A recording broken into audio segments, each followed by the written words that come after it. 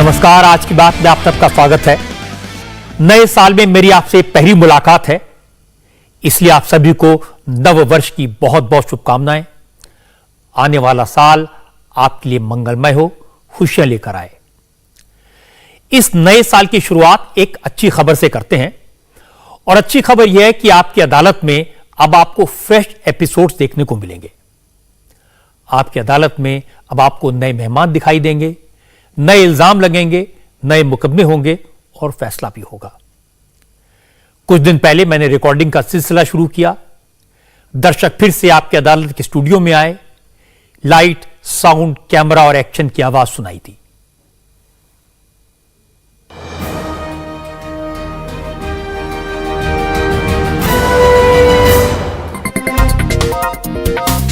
आपकी अदालत, आपकी अदालत, इस बार आपकी अदालत में मेरे मेहमान हैं गौतम अडानी। गौतम अडानी का नाम पिछले 8 साल में राहुल गांधी ने इतनी बार लिया है कि हर कोई अडानी को नाम से तो जानता है, लेकिन किसी ने अडानी को राहुल गांधी के सवालों का जवाब देते नहीं सुना। आज की बात में भी गौतम अडानी की चर्चा कई बार हुई। यह भी सब जान गए हैं कि गौतम अडानी दुनिया के 3rd रिचेस्ट बिजनेसमैन हैं, दुनिया में 3रे नंबर पर हैं अमीरी में। लेकिन कभी किसी ने गौतम अडानी को खुलकर बोलते नहीं सुना। गौतम अडानी को आपकी अदालत में लाना मुश्किल काम था। वो पब्लिसिटी से दूर रहते हैं। कैमरा फेस करने का अडानी को कोई शौक नहीं है। वो अपने काम से काम रखते हैं और दूसरों की बातों पर कमेंट नहीं करते। लेकिन आपकी अदालत में एक बार जब अडानी आ गए तो उन्होंने हर सवाल का जवाब दिया। उन्होंने एक साल में 9 लाख करोड़ कैसे कमाए, वो दुनिया में 3रे नंबर के अमीर कैसे बने, क्या अडानी सरकार चलाते हैं, क्या मोदी अडानी को फेवर करते हैं, क्या मोदी ने अडानी को इतना अमीर बनाया। ये वो सारे सवाल हैं जिनके जवाब गौतम अडानी ने पहली बार दिए, खुलकर दिए। 3 सवालों की एक झलक मैं आपको दिखा देता हूं। अगर कभी अडानी का बलून फटा तो सारे बैंक बर्बाद हो जाएंगे। नरेंद्र मोदी ने आपको 1 रुपए पर स्क्वायर फीट जमीन दी थी। कांग्रेस पार्टी का नारा है आम आदमी बेहाल, अडानी मालामाल। वो कह रहे थे नरेंद्र मोदी ये तीनों कृषि कानून लाए थे अडानी को फायदा पहुंचाने के लिए। ऐसे बहुत सारे सवाल मैंने अडानी से पूछे। असल में राहुल गांधी अपनी भारत जोड़ो यात्रा में आजकल बार बार अडानी को याद करते हैं, उनका नाम लेना कभी नहीं भूलते। और कांग्रेस के बड़े बड़े नेता कहते हैं आम जनता बेहाल, अडानी मालामाल। राहुल ने अडानी की बैंक लोन पर भी सवाल उठाए हैं। 8 साल से राहुल गांधी गौतम अडानी पर लगातार इल्जाम लगा रहे हैं, पर गौतम अडानी ने कभी रिएक्ट नहीं किया। राहुल गांधी के किसी आरोप का जवाब नहीं दिया। और मजे की बात है कि जिन राज्यों में कांग्रेस की सरकारें हैं वहां भी अडानी का बोलबाला है। तो मैंने गौतम अडानी से राहुल गांधी द्वारा लगाए गए हर इल्जाम पर सफाई मांगी। इसकी एक झलक आपको दिखा देता हूं। एक शख्स है हमारे देश में जिन्होंने पिछले 8 साल में बड़ी मेहनत से आपको लोकप्रिय बनाया है। नाम तो सुना होगा, राहुल। राहुल जी, आप कभी राहुल गांधी के बारे में ज्यादा बोलते नहीं, आज मौका है, कुछ कहना चाहते हैं कह दीजिए। 2014 के चुनाव के बाद में राहुल जी ने हमारे पे अटैक किया है, तो उससे आप लोगों को भी अडानी कौन है वो जानने का मौका मिला और उसकी वजह से मैं आज यहाँ पे हूँ।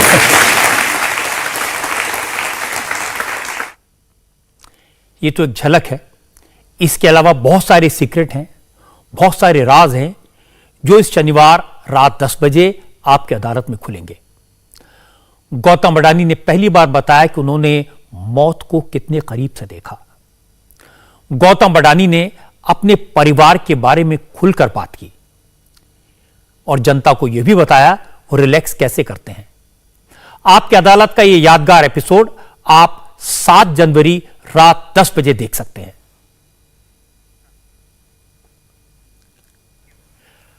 आज एक और अच्छी खबर आई। सरकार ने श्री सम्मेद शिखर तीर्थ को टूरिस्ट एरिया घोषित करने के अपने फैसले को वापस ले लिया। इससे जैन समाज में जबरदस्त खुशी है। पिछले कई दिनों से देश के तमाम शहरों में जैन समुदाय के लोग प्रोटेस्ट कर रहे थे, रैलियां निकाल रहे थे, सरकार से श्री सम्मेद शिखर तीर्थ को पर्यटन स्थल घोषित करने के फैसले को वापस लेने की मांग कर रहे थे। इससे आज सरकार ने न सिर्फ मान लिया बल्कि 2 कदम आगे जाकर श्री सम्मेद शिखर तीर्थ की पवित्रता किसी कीमत पर भंग न हो, यह सुनिश्चित करने का आदेश भी दे दिया। केंद्र सरकार ने आज शाम एक आदेश में पवित्र तीर्थ स्थल श्री सम्मेद शिखर जी में टूरिज्म पर रोक लगा दी है।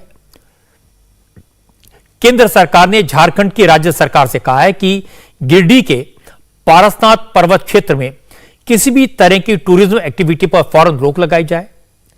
वहां न तो कैंपिंग हो न ट्रैकिंग हो। इसके अलावा तीर्थ क्षेत्र और इसके आसपास के इलाके में शराब पीने, किसी भी तरह का नशा करने और नॉन वेज खाने पर भी या बेचने पर भी रोक लगा दी गई है।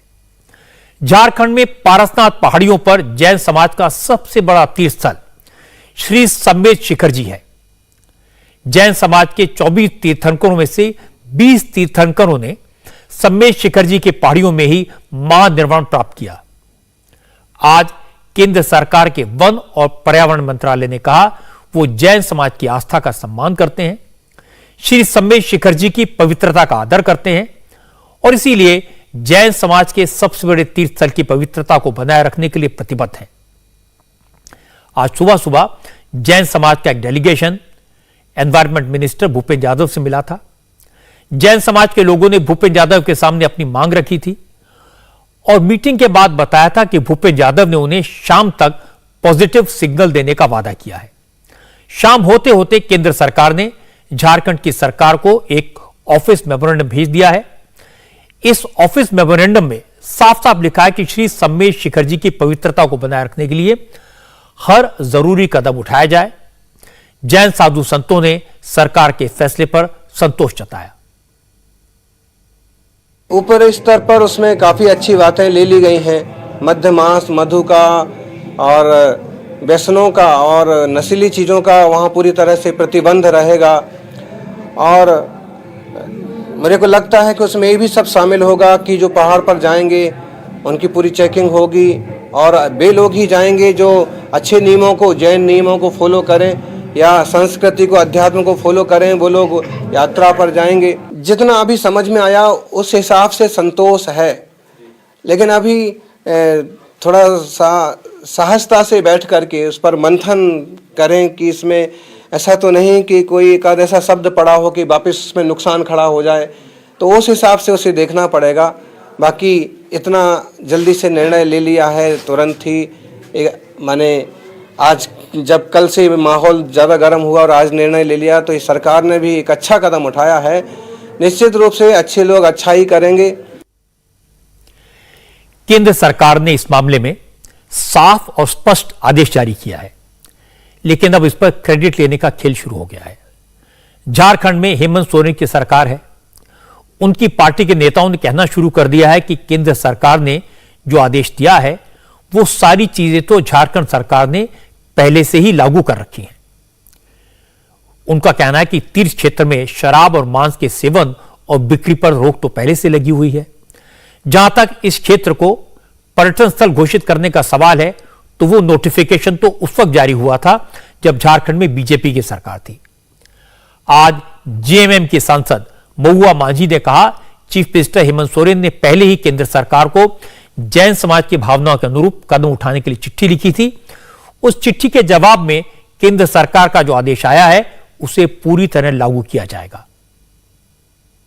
क्योंकि पारसनाथ की पहाड़ियां और श्री सम्मेद शिखर जी आज से नहीं है, ये सैकड़ों साल से हैं और यहाँ पर हमारे अत्यंत सम्मानित जो जैन तीर्थंकर हुए 24 में से 20 वहां आए, कभी उनको किसी को कोई यहाँ परेशानी नहीं हुई। सभी लोगों ने उनका बड़ा सम्मान किया, आदर किया। वर्तमान में अगर कोई परेशानी आई है तो इसको लेकर माननीय मुख्यमंत्री जी गंभीर है। अभी मेरे पास एक पत्र है जिसमें हमारे राज्य सरकार द्वारा पारसनाथ में मांस मदिरा के विक्रय पर और उसके उपभोग पर रोक है। ये देखिए उपायुक्त को लिखा गया चिट्ठी है सरकार के सचिव द्वारा। तो राज्य सरकार जो वर्तमान सरकार है, झारखंड मुक्ति मोर्चा और महागठबंधन की सरकार, इस सरकार की तरफ से उस तरह की कोई गलती ऐसी हुई नहीं जैसा कि प्रोजेक्ट किया जा रहा है। आपको पता ही होगा कि ये जो पर्यटन स्थल उसको घोषित करने की बात पहली बार भाजपा सरकार ने 2019 में की थी, केंद्र से इसकी सिफारिश की थी और ये 26 फरवरी 2019 का डेट इसमें लिखा हुआ है। ये आप देख सकते हैं इस गैजेट में ये है। और अगर इस तरह की बात आई है, इससे जनभावना आहत हो रही है, तो निश्चित रूप से राज्य सरकार इसमें आपके साथ है और केंद्र का आदेश आएगा ही। माननीय मुख्यमंत्री जी ने वहां पत्र आग्रह किया है, पत्र भेजा है और वहां से जैसे ही वहां से कोई रिप्लाई आएगा और राज्य सरकार इसमें पूरी तरह से लगी हुई है और बहुत जल्द ही मुझे लगता है ये सारी कार्रवाई पूरी कर ली जाएगी। सरकार के इस फैसले पर जैन समाज क्या सोचता है, इस पर बात करने के लिए मेरे साथ वरिष्ठ जैन संत श्री नयन पद्म सागर जी हैं।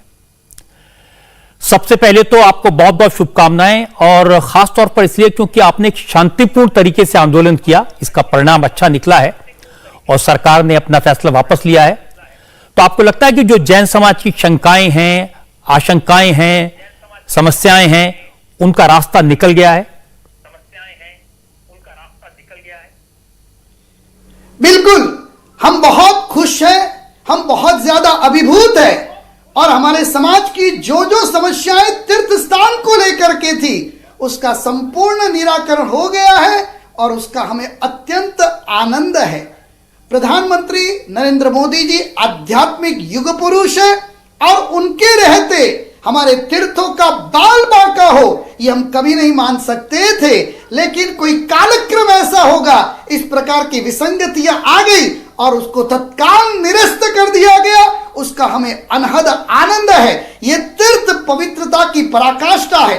भारत के लिए पवित्रता के लिए सबसे बड़े पावर हाउस है, चाहे शत्रुंजय गिरिराज हो, चाहे हमारा पवित्र सम्मेत शिखर जी महान तीर्थ हो, जिसके कंकर कंकर पर अनंत अनंत आत्माओं ने मोक्ष को पाया है। ऐसा पवित्र तीर्थ जिसको पर्यावरण की भूमिका से हटा करके पवित्र तीर्थ घोषित किया गया, उससे बढ़कर के हमारे लिए क्या आनंद हो सकता है और उससे बढ़कर के दिवाली क्या हो सकती है। महाराज जी, वो आदेश मैंने देखा है, उसमें सब कुछ कहा गया है कि तीज क्षेत्र की पवित्रता को कैसे बरकरार रखा जाए, लेकिन इसके अलावा भी कोई सुझाव हैं आपके पास जो आप देना चाहते हैं सरकार को?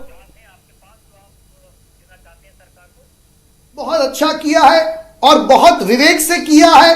सरकार विवेकी है और ये तीर्थ तो भारत की अस्मिता है। तीर्थ बचेंगे तो भारत बचेगा। यहां से जो पवित्र ओरा निकलती है वो भाईचारे की भावना को बढ़ाती है, प्रेम और मैत्री को बढ़ाती है, व्यक्ति को आत्मा, कर्म, पुनर्जन्म और मोक्ष की परिभाषाएं सिखाती है। व्यक्ति तीर्थ में आकर के त्याग की भावना में आगे बढ़ता है, अहिंसा की साधना में आगे बढ़ता है, निष्पाप बनने की भूमिका में आगे बढ़ता है। कर्म बड़े विचित्र होते हैं। अशुभ कर्मों से अशुभ फल मिलता है, शुभ कर्मों से शुभ फल मिलता है।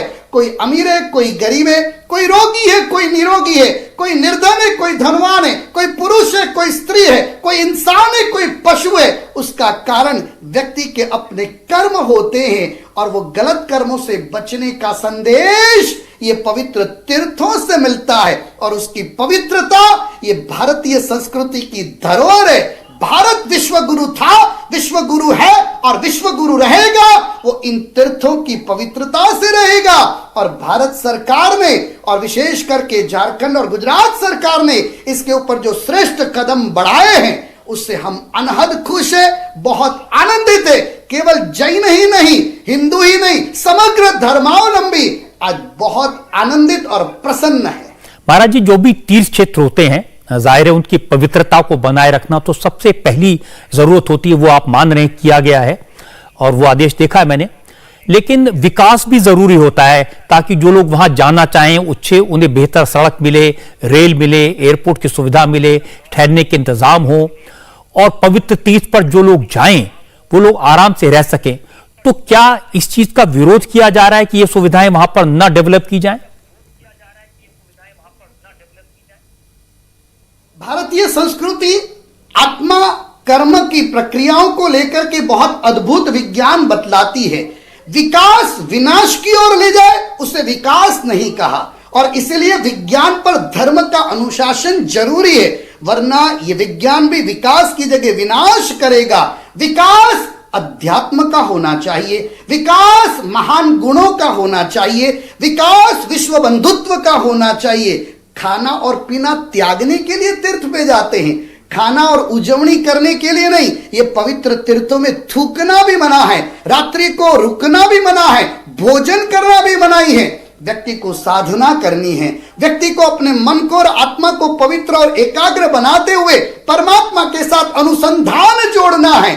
जो व्यक्ति सुविधाओं में जाएगा वो साधना नहीं कर सकता, और तीर्थ साधना के लिए है, तीर्थ आत्मा की प्रसन्नता के लिए है, और तीर्थ परमात्मा के साथ अनुसंधान जोड़ने के लिए है। और रही बात विकास की, तो जैन समाज ने 25 करोड़ लोगों को रोजी रोटी दी है, तो विकास की चिंता किसी को भी करने की जरूरत नहीं है। और भोजन की बात, तो पहाड़ के नीचे आकर के व्यक्ति की शक्ति अनुसार वो जरूर भोजन करे, उसमें भी कोई एतराज नहीं है। और तीर्थ क्षेत्रों के आसपास वहां रहने वाले लोगों के लिए जैन समाज ने जो अद्भुत व्यवस्थाएं की है, चाहे चिकित्सा की हो, चाहे पढ़ाई की हो, चाहे उनकी रोजी रोटी की हो, वो भी लाजवाब और बेनमून है। और ये जैन समाज ने हमेशा दिया दिया और दिया है, लेने की भावना कभी नहीं रखी है। और तीर्थ क्षेत्रों में लोगों को तकलीफ रहे वो कभी संभव नहीं है, लेकिन तीर्थ पवित्र है, उसकी पवित्रता बरकरार रहनी चाहिए, उसको विकास नहीं कहा जाता। और इसीलिए तीर्थ में और पर्यटन स्थल में रात दिन का अंतर है। तीर्थ व्यक्ति को पवित्र बनाता है, पर्यटन व्यक्ति को खाली मानसिक शांति प्रदान करता है, और वो भी निष्पाप हो तो ऐसे तीर्थ भारत में लिमिटेड है। और उसकी पवित्रता ये भारतीय संविधान के तहत सभी धर्मों के तीर्थों की पवित्रता ये सरकार का अग्रिम उपक्रम है, और ऐसे उपक्रम को बहुत अच्छे से सरकार निभाया है, उसका हमें अनहद आनंद है। और ये जो मूवमेंट शुरू हुई है, इससे मैं 2 निवेदन करना चाहूंगा। पहला, पास्ट लाइफ रिग्रेशन के ऊपर रिसर्च एंड डेवलपमेंट भारत सरकार का विभाग इसके ऊपर अपना शोधन शुरू करे। पूर्व जन्म और पुनर्जन्म ये भारत की अद्भुत देन है, और व्यक्ति ने पूर्व जन्म और पुनर्जन्म को समझ लिया तो ये क्राइम खत्म हो जाएगा, ये हिंसा और करप्शन खत्म हो जाएगा, ये धर्मों के नाम पर मारामारी खत्म हो जाएगी। व्यक्ति को पता चलेगा मैं गलत किया है तो मुझे गलत फल मिलेगा। पिछले जन्म में भीष्म पितामह ने सांप को उठा के कंटीली झाड़ी में डाल दिया, वो छिद्र हो के मर गया। दूसरे भव के अंदर भीष्म पितामह को बाणों की शैया पर सोना पड़ा। ये संदेश भारत सरकार को रिसर्च के अंदर लेना चाहिए, past life and future life. और दूसरा, शिक्षा प्रणालिका के अंदर अद्भुत परिवर्तन की जरूरत है। अब भारत के अंदर शिक्षा प्रणालिका का भारतीयकरण कर देना चाहिए, तो बचपन से बच्चों को पवित्रता का संदेश मिलेगा, और तीर्थ और पर्यटन की परिभाषाएं क्या है वो स्पष्ट रूप से पता चलेगी। लेकिन आज बहुत खुशी और बहुत आनंद है। जी, आपने बहुत सारी शंकाओं का समाधान किया, इसके लिए आपका बहुत बहुत आभार। आपने बहुत सारी ज्ञानपूर्ण बातें बताई, इसके लिए भी आपका आभार। और मैं आपकी इस बात से सहमत हूं कि जैन समाज ने हमेशा दिया ही दिया है, बहुत सारे लोगों का उपकार किया है, और हम सबकी आकांक्षा यह है, उम्मीद यह है कि जैन समाज इसी भावना से समाज की सेवा का काम करता रहे। और आपका बहुत बहुत धन्यवाद। आपको भी बहुत आशीर्वाद, बहुत पुण्यशाली है।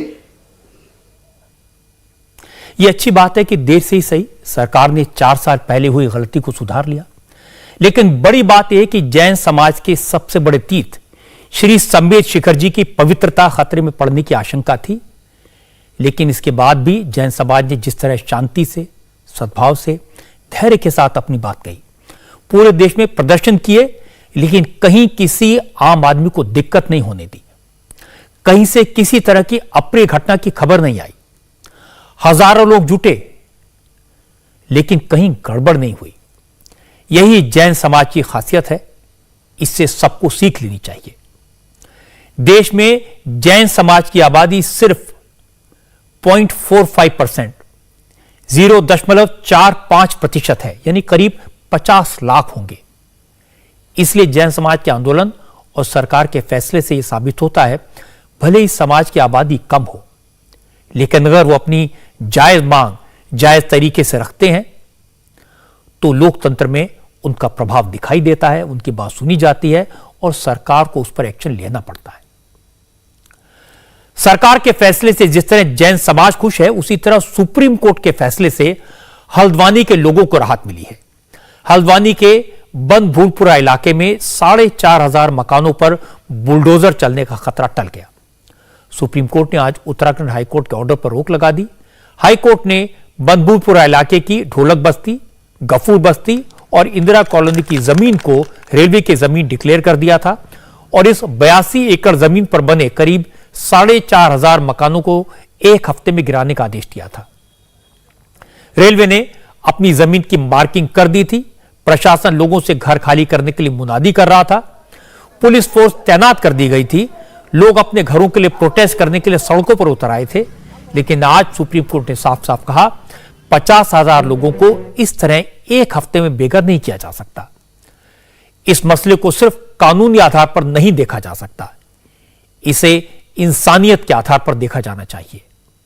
सुप्रीम कोर्ट ने रेलवे और सरकार को नोटिस जारी करके कहा कि सरकार अगर रेलवे की जमीन खाली कराना चाहती है तो इस जमीन पर पीढ़ियों से रह रहे लोगों के लिए सरकार क्या इंतजाम करेगी, उन्हें कहां शिफ्ट किया जाएगा, इसके प्लान पर भी विचार किया जाए। अब सुप्रीम कोर्ट इस मसले पर 7 फरवरी को सुनवाई करेगा। सुप्रीम कोर्ट के आदेश के बाद हल्द्वानी के लोगों के चेहरे पर मुस्कान आई। जो लोग कल तक हमारे घर मत तोड़ो के प्लेकार्ड लेकर सड़क पर बैठ गए थे, आज उनके हाथों में थैंक यू सुप्रीम कोर्ट की तख्तियां आ गई। लोगों ने मिठाइयां बांटी, एक दूसरे को बधाई दी। जो छोटे छोटे बच्चे कोर्ट से अपना घर, अपना मदरसा बचाने की गुहार लगा रहे थे, वो आज सुप्रीम कोर्ट को शुक्रिया कह रहे थे। हम सुप्रीम कोर्ट का शुक्रिया अदा करना चाहते हैं कि उसने हमारी बात मानी और हमारे घर टूटने से रुकवाया स्टेट एरिया में, तो बस इसलिए उसका शुक्रिया अदा। क्या नाम है तुम्हारा? मेरा नाम मोहम्मद शजान। शजान, क्या कहना चाहते हैं आप? मैं ये कहना चाहता हूँ कि हम सुप्रीम कोर्ट का बहुत बहुत धन्यवाद करते हैं। हमारी सबों की मेहनत की वजह से हमें स्टे मिला। हमारा स्कूल भी नहीं टूटेंगे, मदरसे भी नहीं टूटेंगे, हम अपनी पढ़ाई कर सकते हैं। अच्छा, क्या नाम है आपका? मोहम्मद उमेर। हमें इस बात की बहुत खुशी है और हम तो सरकार से यही चाहते थे हमारे मंदिर मस्जिद मत तोड़े और न हमारे घर तोड़े। आज सुप्रीम कोर्ट में रेलवे और सरकार दोनों ने अपनी दलीलें रखी। रेलवे की तरफ से दलील ली गई कि इस इलाके के डेवलपमेंट के लिए ये जमीन खाली कराना जरूरी है। सुप्रीम कोर्ट ने कहा यह ठीक है कि डेवलपमेंट होना चाहिए, लेकिन जो लोग वहां रह रहे हैं उन्हें अचानक वहां से नहीं हटाया जा सकता। उनके रिहेबिलिटेशन के लिए क्या सोचा गया, इस पर रेलवे का कहना था जो लोग वहां रह रहे हैं उन्होंने पुनर्वास की कोई मांग नहीं की है। दलील यह भी दी गई कि यह जमीन रेलवे की है, लेकिन सुप्रीम कोर्ट इसके लिए दस्तावेज देखना चाहता था। अब हल्द्वानी के बंद-भूलपुरा, मयूर गफूर बस्ती, ढोलक बस्ती, इंदिरानगर जैसे इलाकों में रहने वाले लोग कह रहे हैं कि वो सुप्रीम कोर्ट के सामने हर कागज पेश करेंगे। उनके पास बिजली पानी के बिल हैं, 1938 के हाउस टैक्स का कागज है, 1935 के लीज के पेपर्स हैं। वो सारे डॉक्यूमेंट्स कोर्ट को दिखाएंगे। सबसे पहले तो हम सुप्रीम कोर्ट और उन पूरे मुल्क की उन तमाम जनता का शुक्रिया अदा करते हैं जिन लोगों ने हमारे इस दुख दर्द की घड़ी में हमारे साथ कांधे से कांधा मिलाकर हमारी इस आवाज को आवाज बनाया। रही बात रिश्ते मिलने की और रिश्ते लगने की, तो हमें पहले ही दिन से उम्मीद और यकीन है ठीक है कामयाबी हमें मिलेगी, इसलिए कि हम लोग अवैध नहीं हैं। मैं आपको ये दिखला रहा हूं कि ये देखिए 1938 का, देखिए आप कागज देख सकते हैं, ये 1938 का हाउस टैक्स है, 1942 का हाउस टैक्स है, 1943 का हाउस टैक्स है। हम लोगों के पास लीज 1935 की लीज पर हम लोगों को ये जगह दी गई है, जिसके लिए हमारे पास कागज मौजूद हैं, सबूत मौजूद है। हम पहले ही दिन से ये कह रहे हैं कि हम लोग रेलवे की जमीन और भूमि पर नहीं थे। बहुत बड़ी खुशी का दिन है। हम सुप्रीम कोर्ट के बहुत अच्छे स्वागत करते हैं, बहुत शुक्रिया अदा करते हैं दिल से कि उन्होंने फैसला दिया और हमें यकीन था कि इंशाल्लाह फैसला आएगा। और नानक मता गुरुद्वारे में दुआ हुई है, बाजपुर में दुआ हुई है, जुलूस में दुआ हुई है, हर जगह दुआ चल रही थी। अल्लाह ने उनकी सबकी दुआएं कबूल करी हैं। जो लोग कागज दिखा रहे हैं, ये दस्तावेज तो हाईकोर्ट ने भी देखे हैं। हाईकोर्ट ने अपने फैसले में इन सारी बातों का जिक्र भी किया है और इन दावों का जवाब भी दिया है। उसके बाद ही रेलवे के दावे को माना गया और यह मान लिया गया कि जमीन रेलवे की है और उस पर लंबे वक्त से कब्जा है। इसलिए सुप्रीम कोर्ट ने इन सारी बातों पर फिलहाल कुछ नहीं कहा है। फौरी तौर पर, मानवीय आधार पर, इंसानियत की बेसिस पर सिर्फ हाई कोर्ट के फैसले के इंप्लीमेंटेशन पर रोक लगाई है, जिससे इतनी बड़ी संख्या में लोगों को बेघर होने से बचाया जा सके। लेकिन सुप्रीम कोर्ट के इस निर्देश को कुछ लोगों ने फाइनल फैसला मानकर कहना शुरू कर दिया है कि अगर सुप्रीम कोर्ट ने सरकार को रिहेबिलिटेशन का प्लान बनाने को कहा है, इसका मतलब है अदालत ने मान लिया कि जमीन रेलवे की नहीं है, और अगर जमीन रेलवे की नहीं है तो फिर जमीन खाली करने का सवाल ही कहां पैदा होता है। रिहेबिलिटेशन की स्कीम राज्य सरकार देगी तो रेलवे का मुकदमा नहीं है। मतलब सुप्रीम कोर्ट ने इस बात को कह दिया कि रेलवे इसमें कोई पार्टी नहीं है, क्योंकि रेलवे की जमीन नहीं है, तभी तो राज्य सरकार रिहेबिलिटेशन की बात करेगी। कोर्ट ने सिर्फ रिहेबिलिटेशन पूछा है कि रिहेबिलिटेशन, अब वो चाहे दोनों पक्षों में से जो नहीं, सबसे पहली बात है रिहेबिलिटेशन उस पक्ष में दिया जाता है कि जब वो जमीन अनऑथराइज्ड हो। अब अनऑथराइज नहीं है, ऑथराइज जमीन है, 70 ईयर से है और कंटिन्यू उसका इलेक्ट्रिसिटी बिल, पानी का बिल और कहते हैं टैक्सेस जा रहे हैं। गवर्नमेंट के स्कूल्स बनाए गए हैं, उनमें कहीं ना कहीं नक्शा पास होता है। गवर्नमेंट इंटर कॉलेज में नक्शा पास होता है। पहले वो नक्शा किसने दिया? रेलवे ने दिया था क्या? गवर्नमेंट ऑफ उत्तराखंड ने दिया था। इसका मतलब गवर्नमेंट ऑफ उत्तराखंड की लैंड है, इस बात को पुख्ता पक्ष रख दिया गया है। तो अब अगर रिहेबिलिटेशन की बात आती है तो वो लोग क्यों जाएंगे, इसका क्वेश्चन उठेगा कि वो क्यों जाएं। 70 ईयर से रह रहे हैं, सब कुछ वो कर रहे हैं, सिस्टमेटिक बना हुआ, उनके बच्चे से लेकर सब लोग रह रहे हैं, रिहेबिलिटेशन की जरूरत क्यों है? यह मामला पूरी तरह से इंसानियत का मसला है। हाईकोर्ट ने फैसला कानूनी और कागजों के आधार पर दिया था। सुप्रीम कोर्ट ने इसके मानवीय पहलू को देखा, लेकिन नेताओं ने इसमें मजहब देखा, क्योंकि यहां रहने वाले ज्यादातर लोग मुसलमान हैं। उन्होंने इसे सियासी मसला बना दिया। असल में हल्द्वानी के जिन इलाकों को खाली कराने का आदेश हुआ है, उन इलाकों की आबादी 60,000 से ज्यादा है।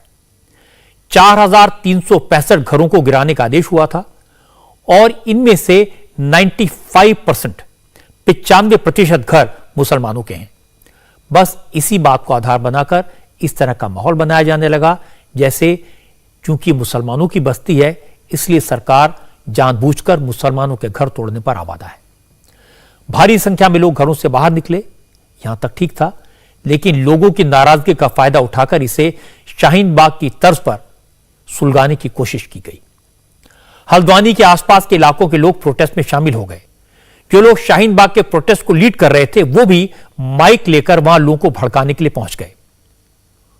उज़्मा परवीन नाम की महिला ने लोगों को उकसाने की कोशिश की। उज़्मा परवीन शाहीन बाग के धरने से चर्चा में आई थी। वो लखनऊ से हल्द्वानी पहुंच गई और जोर जोर से कहने लगी, देश भर में यही हो रहा है, मुसलमानों को परेशान किया जा रहा है, मुसलमानों के घर तोड़े जा रहे हैं, बंदभूतपुरा तो सिर्फ एक कड़ी है। मैं लखनऊ से चलकर, मुझे नहीं पता था कि जाने का अंजाम क्या है या इतनी दूर जा रही हूँ क्या है, लेकिन अपनी माँ बहनों का वो मायूस चेहरा मुझसे बर्दाश्त नहीं हुआ। मुझे अपने भाइयों के मायूस चेहरे मुझसे देखे नहीं गए। जब मैंने आप लोगों की वो वीडियो देखी तो मेरी आंखों से ज़ारों कतार आंसू गिरने लगे कि आज हमसे सवाल किया जा रहा है हमारे रहने का, हमारे मस्कन का, हमसे सर्टिफिकेट मांगा जाता है, हमारे हिंदुस्तानी होने का कभी कभी हमसे सबूत मांगा जाता है, कभी हमसे ये कहा जाता है कि आप यहाँ बसे हो, ये आपको जगह खाली करनी है, तो किससे पूछ के आप ये सवाल हमसे करते हो? क्या आपको नहीं पता कि हम कई सालों से यहाँ पर बसे हैं? आज 100 सालों से आज इस जिन जगहों पर आप लोग रह रहे हैं, तो ये जगह किसकी है? ये जगह हमारी है, ये इस हक से हम यहाँ रह रहे हैं। तो हमसे सवाल करने वाली ये सरकार कौन होती है कि वो हमसे सवाल करे? हम हुकूमत से यही अपील करते हैं, आप तो हमारे सरपरस्त हो ना, आप तो चुन के आए हो ना, आप उस मुख्यमंत्री की, उस प्रधानमंत्री की कुर्सी पर बैठे हो, तो आप गलत फैसले कैसे सुना सकते हो?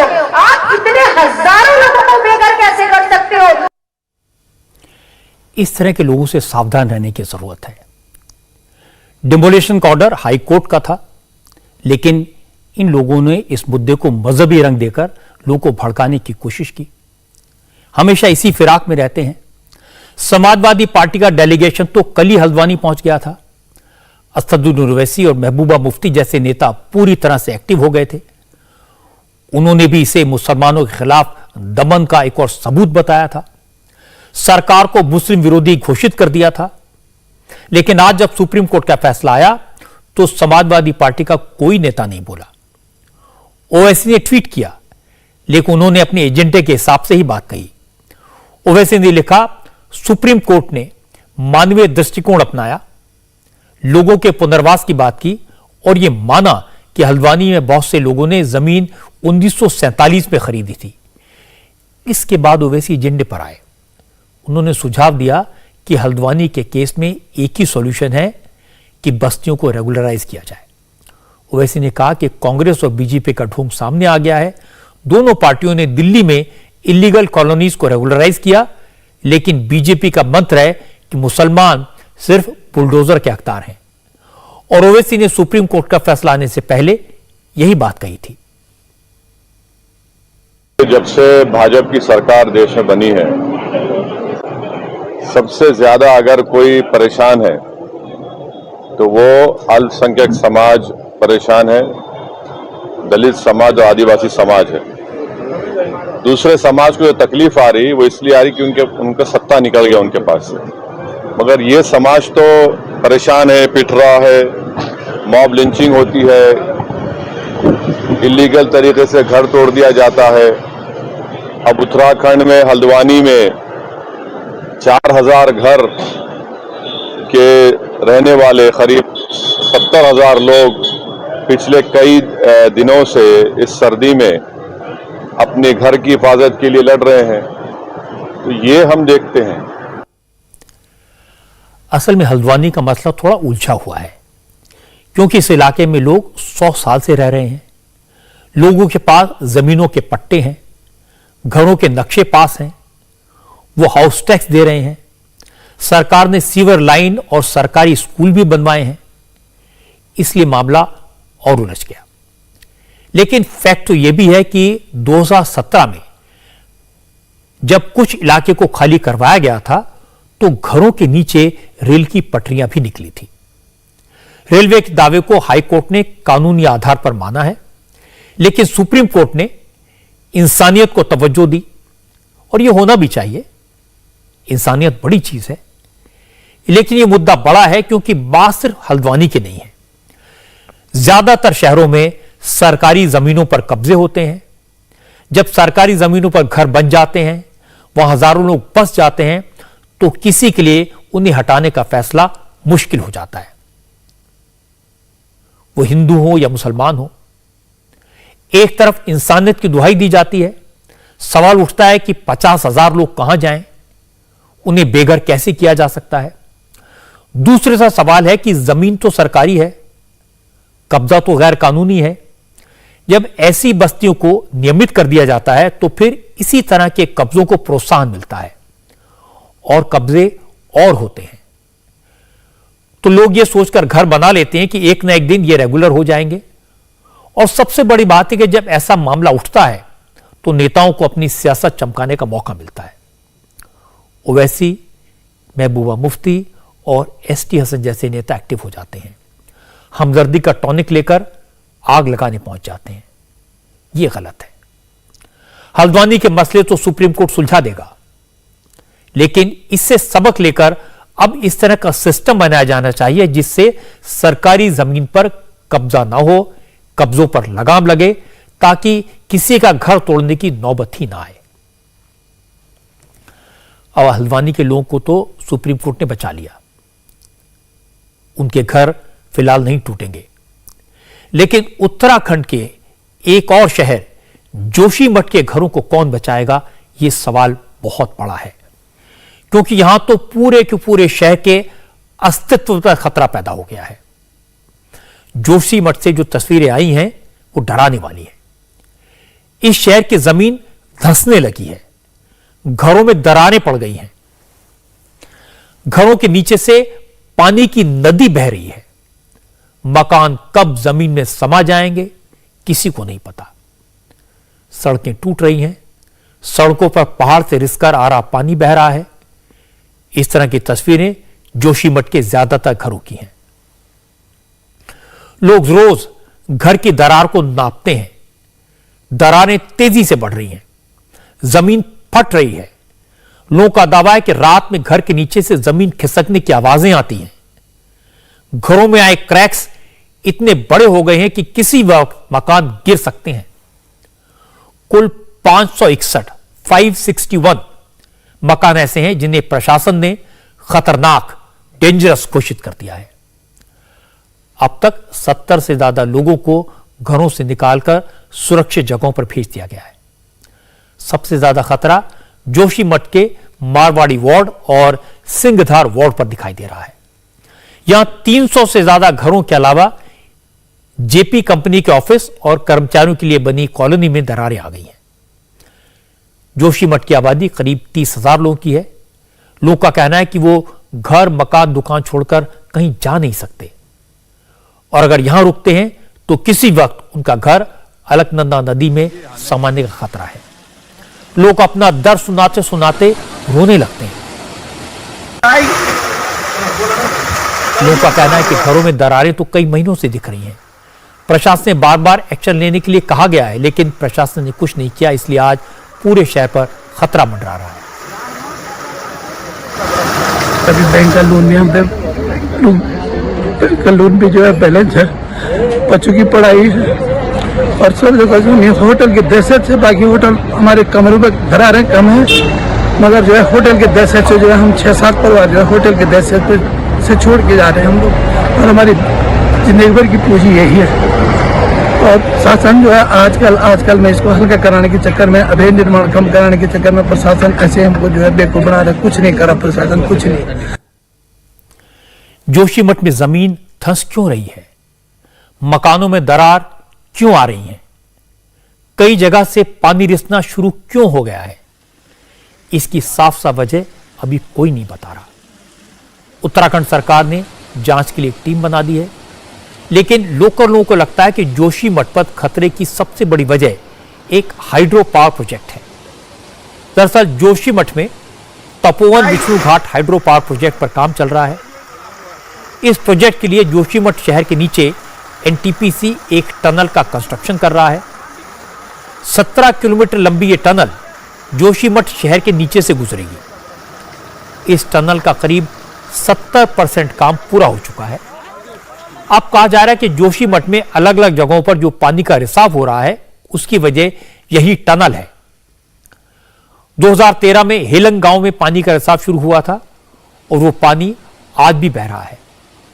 जोशीमठ में घरों में दरारें दिखनी तो 2015 में शुरू हो गई थी, जो धीरे धीरे बढ़ती गई, लेकिन पिछले 1 महीने से हालात बहुत ज्यादा खराब है। भूदशा लगातार 2 महीने से लगातार भूदशा हो रहा है, जिसकी प्रक्रिया बढ़ती जा रही है। तो कल तक जो हमारे आंकड़े थे नगर पालिका जो सर्वेक्षण कराया गया, लगभग 584 भवन कल तक जीर्ण हो चुके थे, दरारें आ चुकी थी। उनकी जमीन वगैरह बहुत तेजी से धंसी थी। किंतु कल रात को हमने देहरादून गया था माननीय मुख्यमंत्री से मुलाकात के संबंध में। कल रात को मुझे सूचना मिली कि लगभग 12 बजे से एक बार पुनः भूदशा शुरू हो गया है। लोगों के शीशे चटकने शुरू हो गए, लोगों घरों में चरचराहट की आवाज आनी शुरू हो गई। रात को हम रात भर सो नहीं पाए। आज सुबह मैंने जब पता किया तो लगभग मारवाड़ी वार्ड जो कि विष्णुप्रयाग जो पुल है वहां से हमारा मारवाड़ी वार्ड लगता है, सिंघार वार्ड जिसकी आबादी कम से कम 3000 की है, मारवाड़ी वार्ड 500 की आबादी है, और उससे जुड़ा ऊपर को मनोहर वाला क्षेत्र बहुत तेजी से धंसा हुआ। कम से 1-1.5 फीट जो मकान नीचे धंसे हैं। सड़क इतनी 2-2 फीट तक सड़क नीचे धंस चुकी है। और जो मारवाड़ी वार्ड है उसमें जेपी कंपनी, उस वार्ड में जेपी कंपनी का भारी नुकसान कल रात को हुआ है। जेपी कंपनी के अधिकारियों का, मेरे क्षेत्र की जनता का मुझे रात फोन आता है कि साहब हमें बताइए, हम सब लोग बाहर खड़े हो गए हैं, हम बाहर ठंड में हम बाहर खड़े हो रखे हैं। कई लोग बाहर मकान के बाहर आग से रात भर उन्होंने अपनी रात गुजारी है इन लोगों ने कल को। और वहीं मारवाड़ी वार्ड में एक खेत के नीचे से बहुत ही एक मटमेला पानी, जिसमें पूरा कल रात से मटमेला पानी निकल रहा है, जो सुबह लोगों ने देखा। मोटी धार जो कभी उसमें पानी ही नहीं था, किंतु कल रात से उस मटमैला पानी काफी मोटी धार वहां पर निकल रही है, जिससे इससे प्रतीत होता है कि हम आरोप लगा रहे थे कि एनटीपीसी के द्वारा ये जोशीमठ का हुआ है। निश्चित रूप से इसमें पूरी पुष्टि होती इस पानी से, इसकी जांच की जानी चाहिए कि एनटीपीसी पूरा इसमें एनटीपीसी पूरा जिम्मेदार तय होनी चाहिए, जोशीमठ के जिम्मेदार तय होनी चाहिए। लोगों को जंगल मकान जो भी उनका से उनके पूरी भरपाई एनटीपीसी कराई जानी चाहिए। लोगों की बात सुनकर हालात का अंदाजा हो सकता है। जोशीमठ में कई परिवार घर गिरने के डर से पूरी रात घर के बाहर बैठकर गुजार रहे हैं। ये मारवाड़ी वार्ड की तस्वीर है। लोग रजाई और कंबल लेकर बाहर बैठे हैं। जबरदस्त ठंड है, सिर पर छत होने के बावजूद घर के बाहर बैठे हैं क्योंकि घर गिरने का डर है। लोगों में सबसे ज्यादा नाराजगी इस बात को लेकर है कि कई बार सरकार को बताने के बावजूद कोई कार्रवाई नहीं की गई। रात के 2-3 बजे का टाइम है, हम सारे मोहल्ले के लोग रोड में आ गए। शासन प्रशासन को हमारी सुध लेने की कोई महसूस नहीं किया जा रहा है। शायद शासन प्रशासन उत्तराखंड सरकार चाहता है कि हम लोग मर जाएं, दब जाएं, कुचल जाएं, इसी का इंतजार करेंगे। आज हमारे बाल बच्चे रोड पे आ गए और हम लोग ऐसा महसूस कर रहे हैं कि इस देश में हमारे पूछने वाला कोई नहीं है। हमारे ये सीमांत तहसील जोशीमठ है, इस तहसील में चाइना से लगा हुआ ये तहसील है। उसके बावजूद भी इस देश के प्रधानमंत्री को कई दिन पहले आगाह कर दिया गया ज्ञापन के माध्यम से। मुख्यमंत्री जी को कई बार ज्ञापन के माध्यम से आगाह किया गया, लेकिन आज भी वो लोग हमारी सुध नहीं ले रहे हैं। एक तरफ पानी निकल रहा है, एक तरफ रोड धंस रही है, सारे मकान धंसने के कगार में आ गए हैं और ये लोग हमारी सुध नहीं ले रहे हैं। मैं तो ये भी कह देना चाहता हूँ, जितने पावर प्रोजेक्ट यहाँ पे बने, जो कैचमेंट ट्रीटमेंट का जो पैसा खर्च किया गया उसकी भी जांच होनी चाहिए। वो आज तक कहाँ हुआ? कई साल 300 साल से यहाँ पावर प्रोजेक्ट बनने हैं, लगातार बनने हैं, और पावर प्रोजेक्ट का जो कैचमेंट ट्रीटमेंट का जो पैसा है आज तक जनता के साथ ये शेयर नहीं किया गया कि ये पैसे कहाँ खर्च हो रहे हैं। हालांकि लोग अभी भी सरकार से उम्मीद है मदद मिलेगी, लेकिन बहुत सारे लोग ऐसे हैं जो घर खाली करके सुरक्षित ठिकानों पर जा रहे हैं। जोशीमठ से अब तक करीब 43 परिवार पलायन कर चुके हैं। कुछ लोगों के लिए नगर पालिका की तरफ से इंतजाम किए गए हैं, जबकि कुछ लोग खुद जोशीमठ छोड़कर दूसरे शहरों में जा रहे हैं। इन लोगों में इतनी भी हिम्मत नहीं बची कि घर से सारा सामान लेकर जाएं, क्योंकि दरारें इतनी बड़ी हो गई हैं, उन्हें लगता है घर किसी भी वक्त गिर जाएगा। इसलिए जितना संभव हो सकता है, जितना सामान आसानी से निकाला जा सकता है, उसे लेकर वो यहां से जा रहे हैं। न सारे लोग शहर छोड़कर जा सकते हैं, न सरकार एक दिन में सबके लिए नए ठिकानों का इंतजाम कर सकती है। सरकार ने अब तक 6 सुरक्षित जगहों पर करीब 400 लोगों के रहने का इंतजाम तो किया है। 70 लोगों को शिफ्ट भी किया गया है। मंदिर, आश्रम, गुरुद्वारों और धर्मशालाओं में लोगों के रहने खाने का इंतजाम किया जा रहा है। लेकिन लोगों में नाराजगी बढ़ती जा रही है। प्रोटेस्ट शुरू हो गए हैं, मशाल जुलूस निकाले जा रहे हैं, सरकार के खिलाफ नारेबाजी हो रही है।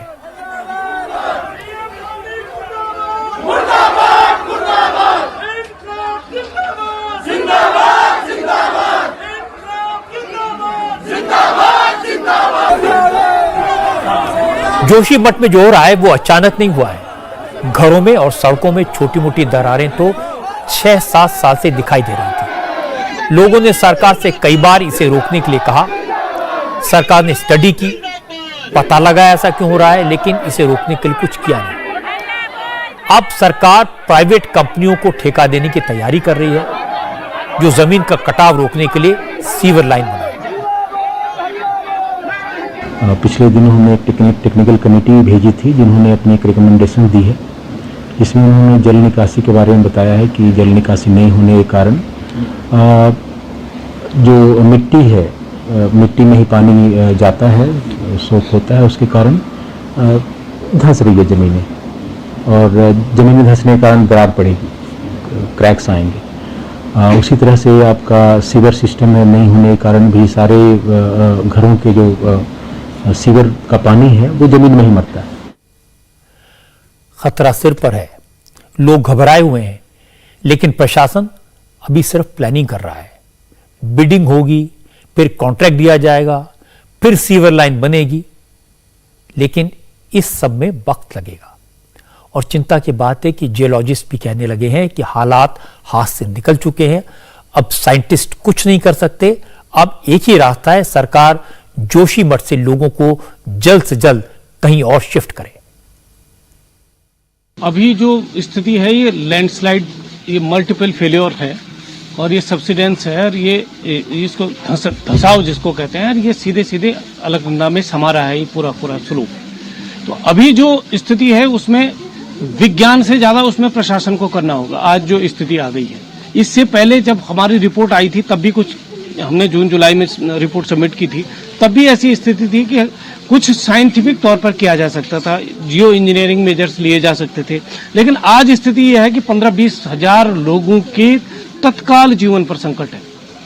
तो अभी वहां प्रशासनिक इनिशिएटिव लेने की जरूरत है, लोगों को तत्काल वहां से इवैक्यूएट करने की जरूरत है और उनको अन्यत्र बसाना, क्योंकि अब वो रुकने से रहा। अब कोई भी मेजर्स रोकेगा नहीं, और आज ऐसी स्थिति भी नहीं है कि अगर रोक दिया जाए तो कुछ वो मकान जो अभी टूटने के कगार पे हैं वो रुक जाएंगे, ऐसा नहीं है। जोशीमठ में अब जो हालात हैं उनकी गंभीरता को देखते हुए मुख्यमंत्री पुष्कर सिंह धामी ने इस मामले को अपने हाथ में लिया है। कल वो इसे लेकर एक हाई लेवल मीटिंग करेंगे। सरकार ने बॉर्डर रोड ऑर्गेनाइजेशन से हेलंग बाईपास का काम रोकने के लिए कहा है।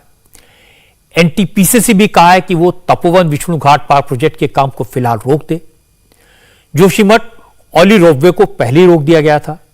प्रभावित परिवारों को शिफ्ट करने के लिए एनटीपीसी और एचसीसी कंपनी को एहतियातन के तौर पर 2,000 प्री फैब्रिकेटेड मकान तैयार करने को कहा गया है। जोशीमठ के सिटी एरिया से 43 फैमिलीज को सुरक्षित स्थानों पर शिफ्ट किया गया है। 38 परिवारों को प्रशासन ने शिफ्ट किया और 5 परिवार खुद ही दूसरी जगह चले गए। पुलिस और प्रशासन के अलावा एनडीआरएफ और एसडीआरएफ की टीमों को अलर्ट मोड पर रखा गया है।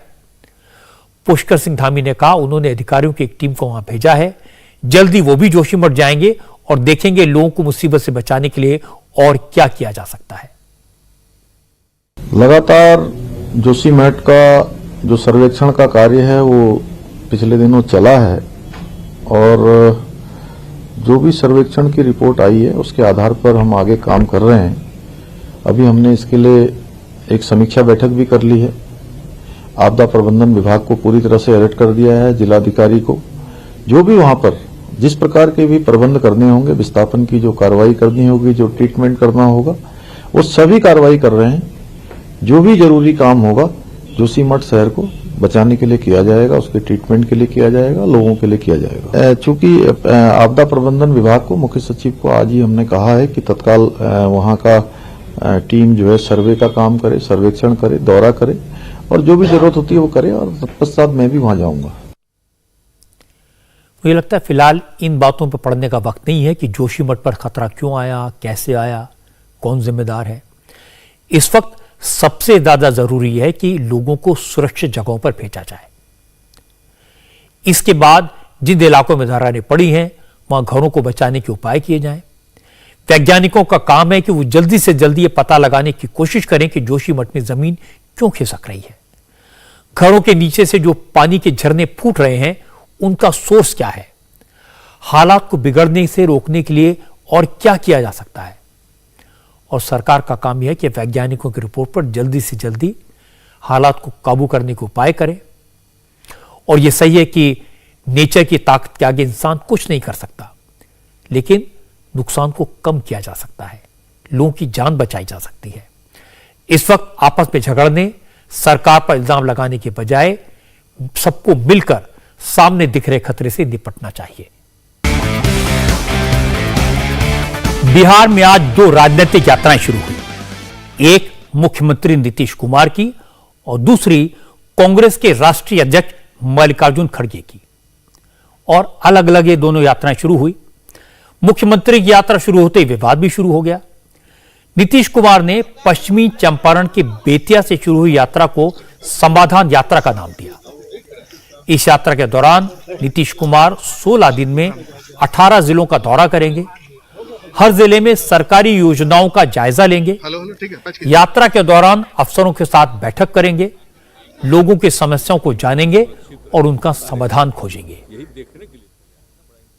हमारा मकसद ही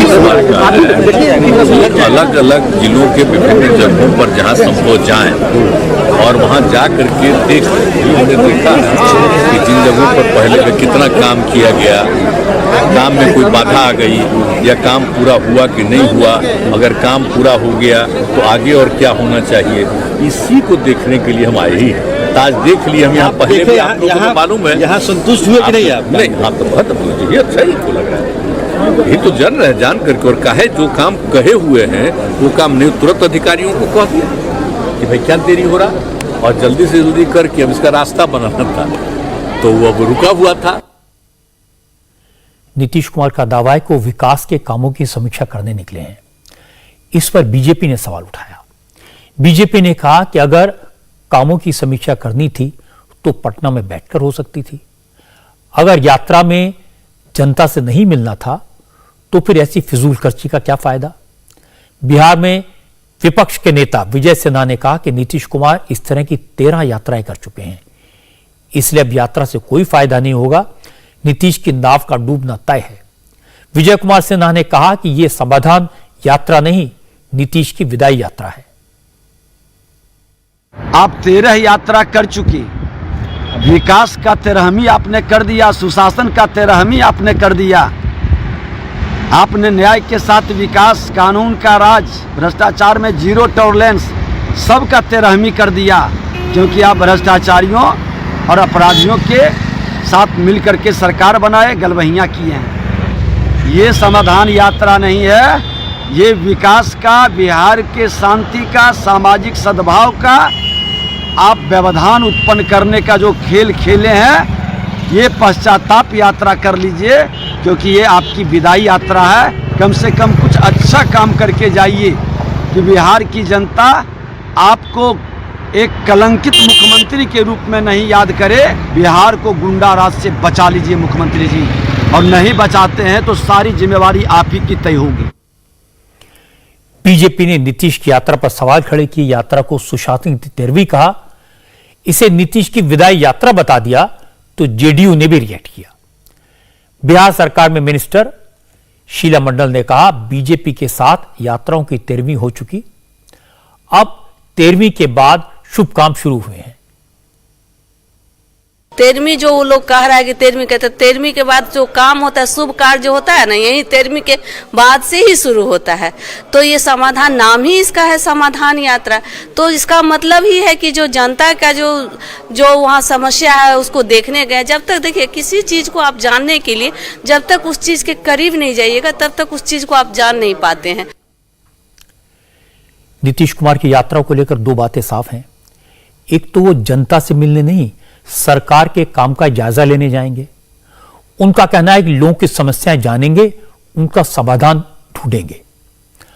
अब कोई नीतीश बाबू से पूछे, वो 17.5 साल से मुख्यमंत्री हैं, ये काम उन्होंने अब तक क्यों नहीं किया। असल में नीतीश कुमार की मजबूरी है, 17 साल में ऐसी कोई उपलब्धि नहीं है जिसे वो गिना सकें, और ये भी जानते हैं उन्हें जल्दी ही अपनी कुर्सी तेजस्वी यादव को सौंपनी होगी। अब जाएं तो कहां जाएं, करें तो क्या करें, इसीलिए समाधान यात्रा का रास्ता निकाला। आजकल यूपी के मुख्यमंत्री योगी आदित्यनाथ उत्तर प्रदेश में इन्वेस्टमेंट लाने के लिए यात्रा पर निकले हैं। आज मुंबई में थे। मुंबई में योगी ने आज मुकेश अंबानी समेत कई बड़े उद्योगपतियों से मुलाकात की, बैंकिंग सेक्टर के दिग्गजों से बात की, उन्हें बताया कि यूपी में इन्वेस्ट करने से क्या फायदे हो सकते हैं और उनके इन्वेस्टमेंट से उत्तर प्रदेश के विकास में कैसे मदद मिल सकती है। योगी उद्योगपतियों को बता रहे हैं कि उनकी सरकार ने यूपी में अर्थव्यवस्था को 1 ट्रिलियन की इकोनॉमी बनाने के लिए क्या क्या किया है।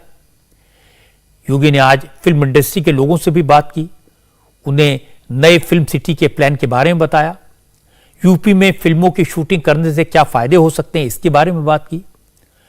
योगी आदित्यनाथ दिन भर मीटिंग्स करते रहे, लेकिन कांग्रेस के नेताओं को सिर्फ योगी के कपड़ों का रंग दिखाई दिया।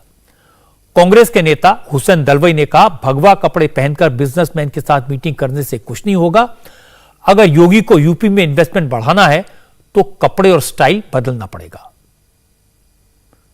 ते उद्योग उचलून कुठेतरी नेण्याचा प्रयत्न करण्याऐवजी आदित्य नारायणला मी असं सांगेन, तुम्ही हे का नाही करत की तुम्ही तुमच्याकडे वेगळे उद्योग का नाही तयार करत, ते करा आणि त्यासाठी वातावरण तयार करा. त्यासाठी रोज काही धर्माच्या आणि ह्याच्या गोष्टी करण्याऐवजी आणि भगवे कपडे घालून फिरण्याऐवजी जरा मॉडर्न व्हा, आधुनिक व्हा. उद्योग हे आधुनिकतेचे असतात, ते आधुनिक विचार घ्या तर उद्योग येतील. मुझे नहीं लगता कि योगी आदित्यनाथ के कपड़ों पर कमेंट करना चाहिए. अगर इन्वेस्टमेंट लाना है तो यह बात समझने की जरूरत है कि 5 साल पहले तक लोग यूपी में उद्योग लगाने से क्यों डरते थे. उस समय चारों तरफ गुंडागर्दी का बोलबाला था. उस समय उत्तर प्रदेश में माफिया का राज चलता था. योगी आदित्यनाथ ने स्थिति को सुधारा है, हालात बदले हैं.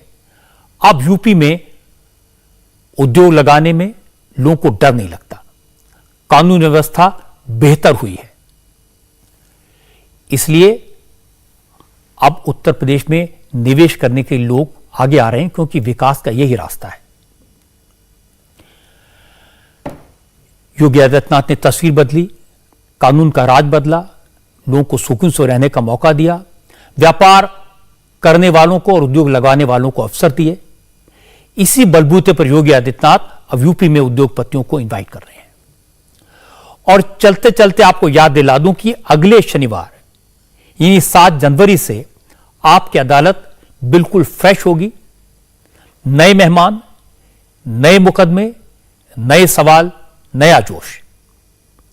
और इस बार नए साल के पहले शनिवार को आपकी अदालत में मेरे मेहमान होंगे दुनिया के तीसरे नंबर के सबसे अमीर गौतम अडानी.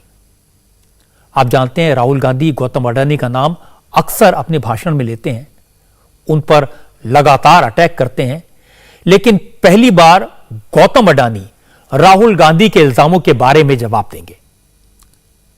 आपकी अदालत में पहली बार गौतम अडानी खुलकर हर इल्जाम पर सफाई देंगे.